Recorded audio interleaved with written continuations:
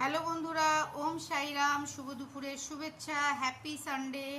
আমি জয়তী চলে এসেছি আবার দৌড়ে দৌড়ে তোমাদেরকে জানাতে যে আজকে মণ্ডল পরিবারের লাঞ্চ কি আছে। তো লাঞ্চটা তোমরা ক্যামেরার মাধ্যমে দেখতেই পাচ্ছ কিছুটা।